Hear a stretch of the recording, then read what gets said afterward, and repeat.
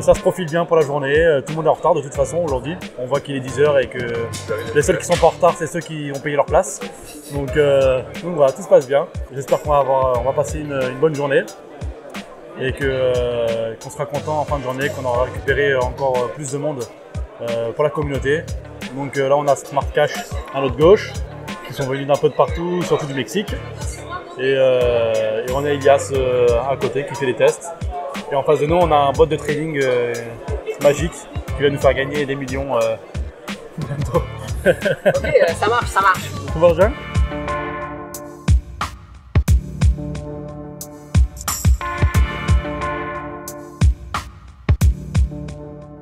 Bonjour, j'ai assisté au salon de la crypto et je vais vous raconter ce que j'en ai pensé. Il s'agissait du premier salon de la crypto à Montréal en langue française. À 20$ l'entrée, il s'agissait d'un salon très abordable. Ces tarifs non prohibitifs ont fait en sorte qu'il y avait vraiment de tout. Il y avait des experts de la crypto, il y avait des adeptes, il y avait des gens qui minaient, il y avait des gens qui tradaient, et il y avait des gens qui passaient par là, des gens qui ne connaissent pas grand chose et qui sont venus apprendre. Des jeunes, des vieux, des personnes de tous âges, des retraités, des étudiants, des personnes qui voulaient se lancer, faire des projets dans la blockchain, des personnes qui voulaient investir. Bonjour à tous, c'est Francis qui vous parle et je vais vous donner aujourd'hui mon feedback sur le salon de la crypto. Le salon de la crypto qui s'est passé au mois de mai dernier à Montréal. J'ai trouvé que c'était vraiment un beau salon. En fait, j'avais pas tellement d'attente vu que c'était la première édition et que le monde de la crypto c'est quand même petit. Donc, je savais pas ce que ça allait donner. Finalement, j'ai été agréablement surpris. J'ai vraiment aimé ce salon.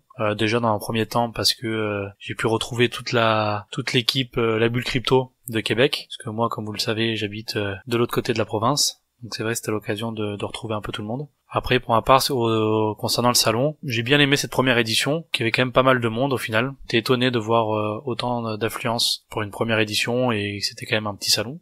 Dans le sens qu'il y avait beaucoup de personnes, les personnes étaient tous très accueillantes, l'équipe a fait une bonne job. Ce qui m'a le plus plu, c'était surtout la diversité des kiosques. Et aussi justement que les gens, on dirait que tout le monde se connaissait un peu là, dans le sens que on savait qu'on avait tous un point commun qui était la crypto et un peu la même manière de penser, disons, décentralisation et technologie. Donc c'était bien l'espèce d'ambiance qu'il y avait. Qu'est-ce qui vous a le plus plu? Alors, qu'est-ce qui m'a le plus plu?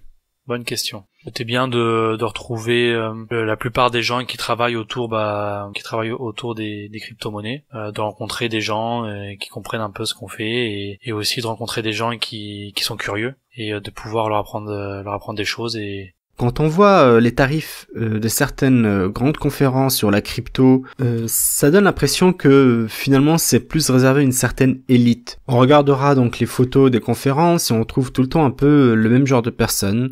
Ça varie pas beaucoup. Et c'est vraiment dommage parce que la crypto-monnaie, avant tout, c'est pour tout le monde. Il s'agit vraiment de démocratiser la monnaie. Les représentants de Smart Cash étaient venus en famille. Ils étaient venus avec des enfants. Ils venaient nous expliquer pourquoi c'était important pour eux d'investir dans Smart Cash. Ils ont aussi beaucoup parlé du Venezuela et de l'impact de l'hyperinflation sur la vie des gens normaux. C'est quelque chose que j'ai beaucoup aimé voir un homme venir avec ses enfants et ses enfants essayer de voir qu'est-ce qui se passe, de quoi il s'agit, voir des gens venir en famille discuter de ça, des jeunes, des vieux. C'était je pense la chose que j'ai le plus aimé.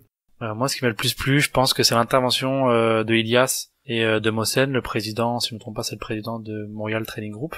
Vous avez fait une présentation sur les différences entre le marché traditionnel et le marché des cryptos. Donc c'est vrai que je trouvais ça, que c'était c'est vraiment intéressant de voir un peu la différence et on se rend compte aujourd'hui encore dans les cryptos que c'est un peu le Far West, tout le monde manipule tout le monde. Tous les marchés sont manipulés un peu à la guise des baleines, comme on dit. Et aussi le point de vue un peu des personnes qui connaissent vraiment le secteur. Et aussi, moi j'ai bien aimé aussi ta petite présentation sur les ICO, comment ça fonctionne, les risques associés, et puis voilà. Alors qu'est-ce qui m'a le plus déplu? Ce qui m'a déplu, là, c'est sûr que c'est la première année, donc il y a des choses à corriger, mais le fait que la salle de conférence soit avec le salon.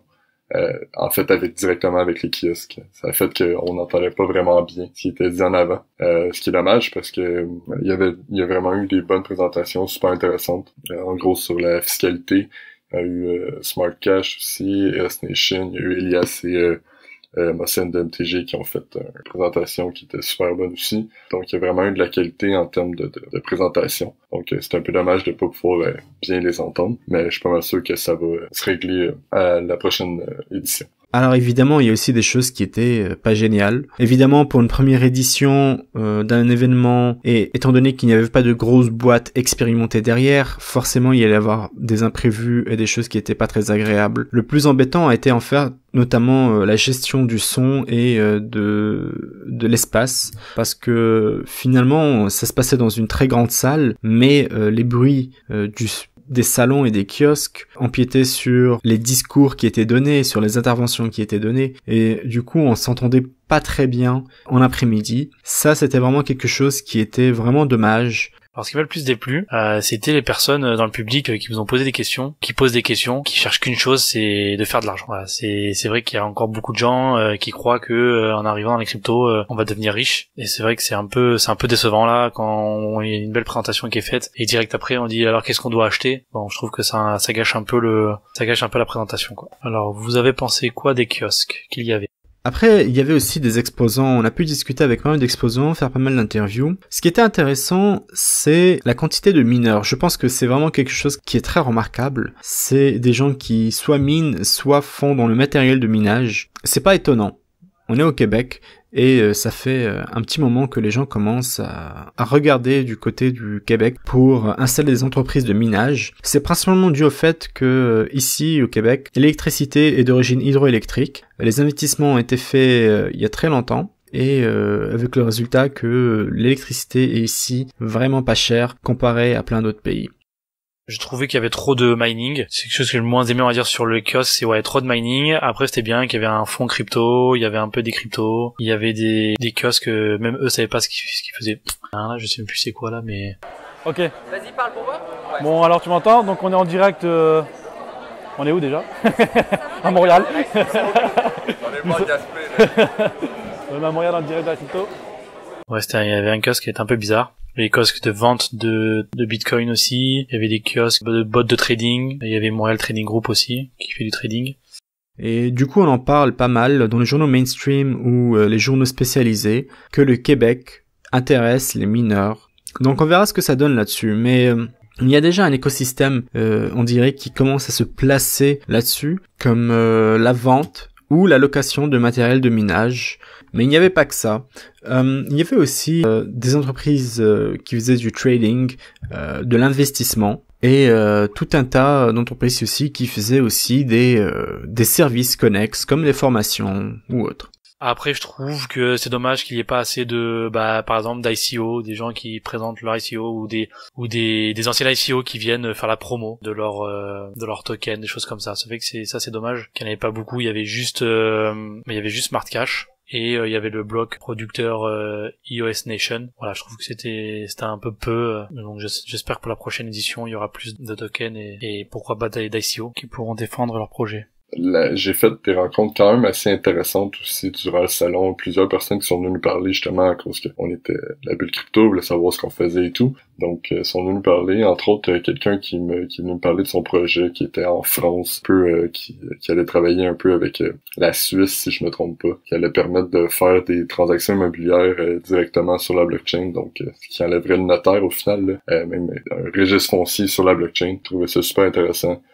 Comparé à un salon qui aurait pu se passer n'importe où sur la planète, il y avait quelque chose qui manquait, et c'était des ICO. Effectivement, il faut savoir que la législation québécoise est un peu restrictive pour créer des ICO, c'est toujours un peu délicat. Du coup, peu d'entreprises s'incorporent au Québec avec pour objectif de lancer des ICO. Sinon, on a vu d'autres personnes aussi qu'on connaissait déjà, dont Maxime Vilmer de Sherby, qui est venu nous parler, qui est toujours très intéressant de parler avec lui. Il y avait par contre effectivement des acteurs d'ICO québécois qui étaient de passage dans le salon, même s'ils travaillaient sur des projets qui étaient incorporés ailleurs. Vous avez pensé quoi des présentations qu'il y avait?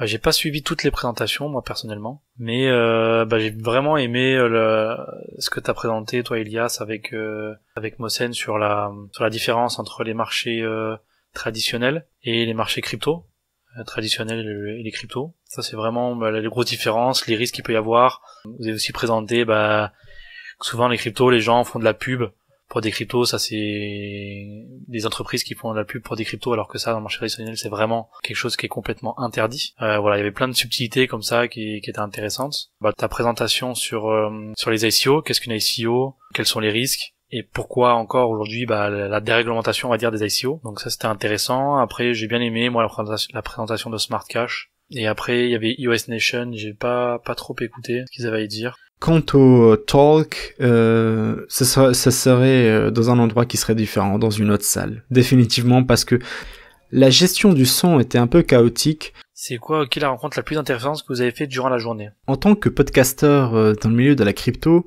ce que j'ai vraiment apprécié dans les rencontres, c'était vraiment les gens qui s'y connaissaient à peine et qui venaient poser des questions. Je pense que c'est l'une des choses les plus importantes à faire si on doit créer des salons. Naviguer dans le domaine de la crypto, c'est toujours un peu cryptique, on va dire. Quand on n'est pas vraiment initié, les informations sont un peu délicates, très souvent de langue anglaise, donc c'est toujours un peu flou de se lancer dedans, c'est toujours un peu délicat, on a toujours peur de se faire arnaquer, on sait qu'il y a beaucoup d'arnaques dans le domaine. Et je pense que c'est quelque chose qui était vraiment plutôt bien réussi, c'est d'avoir quelque chose qui soit abordable pour tout le monde, pour que n'importe qui puisse venir et poser des questions. Ça m'a fait plaisir de répondre à ces questions-là. Moi, la rencontre la plus intéressante, c'était le fonds Crypto Rosemont. Je l'ai interviewé, je sais pas si ça a bien fonctionné, si l'enregistrement a bien fonctionné. Mais c'est vrai que c'était intéressant de voir un peu comment il faisait pour investir, le montant qu'il fallait investir, sur quel crypto on pouvait investir. Après, il y avait l'interview de Smart Cash, que je trouvais intéressante, qu'il faudra qu'on refasse. Un peu comment leur fonctionnement. Même si il y avait des questions qu'il avait du mal à répondre, il y avait quand même la crypto qui est intéressante. J'ai interviewé des personnes, des visiteurs, et en fait les seules personnes que moi j'ai interviewées, c'est les personnes qui me disaient au début on rentre un peu pour l'argent, pour un peu spéculer, puis au final on s'intéresse de plus en plus à la technologie, on fait des recherches dessus, ce qu'ils me disaient. Et en fait la partie spéculation elle prend une autre tournure. Plus les gens en fait se documentent, j'ai l'impression, et plus les gens, je sais pas si on a toute l'interview, mais au début quand j'ai interviewé les personnes, je leur ai demandé pourquoi vous êtes là, machin, tout ça, pourquoi vous êtes ici, et vraiment qu'est-ce que vous attendez un peu de ce monde un peu. Les personnes me disent au début on rentre, on prend pas trop, on voit un peu à la télé ce qui se passe, des gens qui deviennent riches, donc les gens rentrent souvent dans la blockchain pour spéculer en fait, pour entre guillemets pour faire de l'argent. Et en fait plus les gens en fait regardent des vidéos, se documentent sur la blockchain et tout ce qui l'entoure, et plus les gens croient en ça et ce que la blockchain peut apporter, et du coup la spéculation c'est quelque chose qui vient après. Si c'était vous qui organisiez la prochaine édition, que changeriez-vous? Donc, en général, pour l'ensemble du salon, c'était vraiment bien.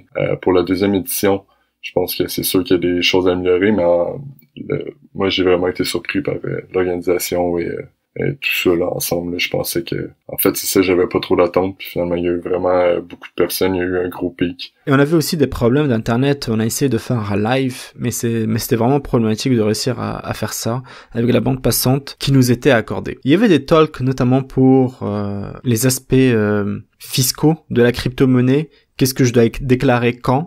Ça c'est très intéressant, c'est très important, mais je pense que c'est dans cette veine-là qu'il faudrait continuer à faire des présentations où l'information qui sera donnée est vraiment pour tout le monde et aussi et surtout à la portée des débutants. Moi, ce que je changerais, peut-être, comme je disais tout à l'heure, moi, ce que je changerais, ce serait d'amener plus de venir chercher des gens qui ont déjà passé leurs ICO et qui essayent de faire adopter leurs tokens. Donc souvent, ils se déplacent de salon en salon pour exposer leurs idées, pour exposer leur vision. Donc ça, je trouve que c'est intéressant parce que même si une ICO est terminée, on est toujours là à vouloir faire de la publicité pour que les personnes s'intéressent à leurs tokens. Donc je pense que ramener des personnes qui sont dans des communautés, qui font parler de leur token et qui puissent venir nous expliquer leur ICO, leur concept, leur vision de demain, de la blockchain et de ce que ça peut apporter. Si c'était moi qui organiserais la prochaine édition, je pense que j'essaierais de changer les heures. Ça s'est fini vraiment tard. Puis les dernières présentations ont eu un petit peu moins de punch que ceux qui étaient dans le milieu. Ce qui est un peu dommage parce que c'était Chaos Nation et je pense que c'était quand même pertinent ce qu'il a dit. Mais ouais, je pense que j'aurais peut-être mis ça plus court sur 2 jours. Mais là encore là, si c'est sur 2 jours, est-ce que ça vaut autant pogner? Donc ça reste à voir, mais ouais, je pense que j'essaierai de revoir le format de la journée. Peut-être le faire un petit peu plus court. De toute façon, les personnes vont se débrouiller puis vont venir avant. Donc. Peux-tu accrocher ça à ton col? C'est pour un petit interview avec la bulle crypto. Bonjour, ton nom c'est? Bonjour, moi c'est Thomas. Ok, c'est la première édition qu'on fait ici à Montréal, c'est ça? Oui, c'est bien ça. Ben, c'est la première édition du salon de la crypto-monnaie mondialement. Il y aura c'est la première édition, il y en aura d'autres cette année ou il y en aura? Oui, il y a des projets, il y a de l'expansion qui va se faire certainement. C'est nébuleux encore, mais... D'accord, ok. Ouais. D'accord, très bien. Et là, vous attendez combien de personnes aujourd'hui? Là, en pré-vente, on a presque atteint 300 billets en pré-vente. Ok, très bien. Puis à la porte, on en attend au moins presque autant. Ok, d'accord. Et il y a combien d'intervenants, combien d'entreprises qui viennent présenter des choses? Si je me trompe pas, c'est une quinzaine de kiosques environ. De différentes... Ouais, j'ai vu qu'il y avait du mining, il y a du mining, du trading. Il y a un bot de trading en arrière de trading. J'ai vu qu'il y avait Smart Cash. Smart Cash, c'est notre plus gros commanditaire. Ok, d'accord. Ok, très bien. Et après, pour ce qui est des prochains événements, ça sera toujours ça va être des salons, ça va être d'autres sortes d'événements? Ouais, ben, on met surtout sur les salons, mais surtout sur les salons. Ok, d'accord. Ok, très bien. On parle vraiment d'expansionner ça. Ouais. Ok, très bien. Bon, ben, merci bien.